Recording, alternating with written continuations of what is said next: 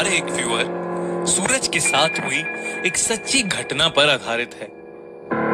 4 साल पहले कानपुर का रहने वाला सूरज अपनी फैमिली के साथ एक नए घर में शिफ्ट हुआ था।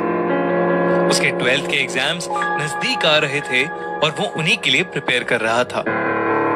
सूरज वैसे तो एक ब्रिलियंट स्टूडेंट था, पर जब से वो उस घर में आया था तब से उसका पढ़ाई पर से ध्यान हटने लगा था। धीरे धीरे स्कूल एग्जाम्स में उसके मार्क्स कम होते चले गए और सूरज थोड़ा अलग अलग सा रहने लगा। वो हमेशा अपने कमरे में ही घुसा रहता था और काफी चिड़चिड़ा भी हो गया था।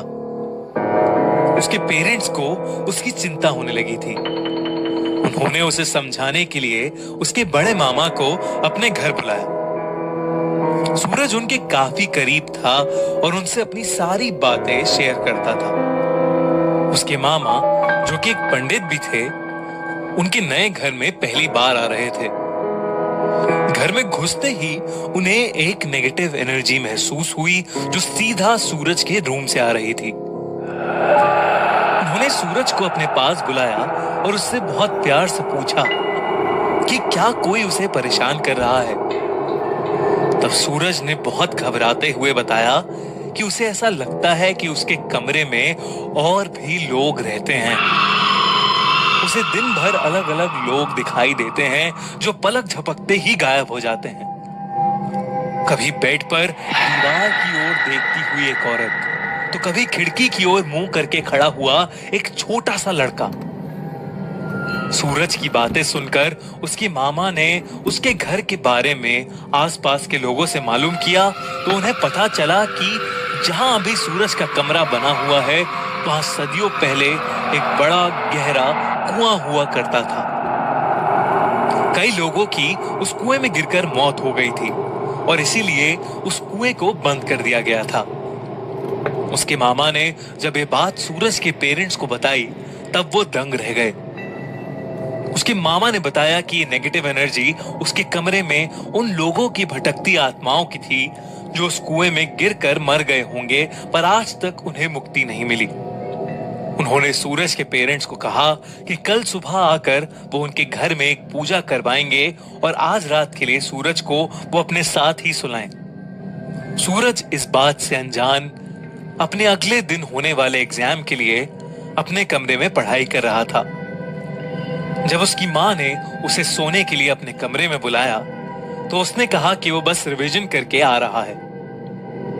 सूरज रिवीजन कर ही रहा था कि उसने देखा कि फिर से एक औरत उसके बेड पर बैठी है और वही छोटा लड़का खिड़की की तरफ मुंह करके खड़ा है। सूरज ने घबराकर उनको आवाज लगाई, कौन है वहां? इसके बाद सूरज के साथ जो हुआ वो उसे कभी नहीं भूल पाया। पहले उस लड़के ने अपनी गर्दन पूरी उल्टी घुमाई और फिर उस औरत ने। इतने में उस कमरे के नीचे से एक एक करके लोग निकलने लगे और वो धीरे धीरे सूरज के करीब आने लगे। उन सभी के लंबे लंबे हाथ सूरज को नीचे जमीन में खींचने लगे। तब सूरज जोर से चिल्लाने लगा, बचाओ बचाओ! और उसके पेरेंट्स भागे भागे उसके कमरे में आए और लाइट ऑन करी। उन्होंने देखा कि सूरज जमीन पर बैठा कांप रहा था और उसके आसपास कोई भी नहीं था। उसकी हालत बहुत खराब थी और उसके पेरेंट्स तुरंत उसे हॉस्पिटल ले गए। सूरज इतना डरा हुआ था कि उसका फीवर उतर ही नहीं रहा था।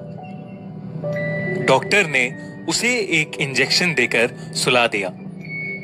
वीकनेस की वजह से उसकी हालत इतनी खराब हो गई थी कि वो हफ्ते भर हॉस्पिटल में ही एडमिट था।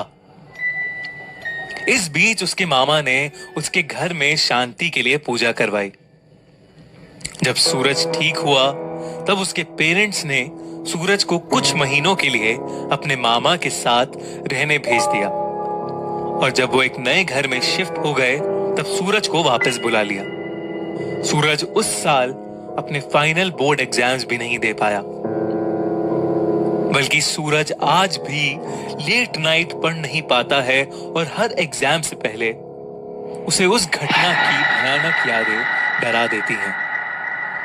Haunted school staff room. GSM public school Nainital का एक बहुत ही फेमस स्कूल था।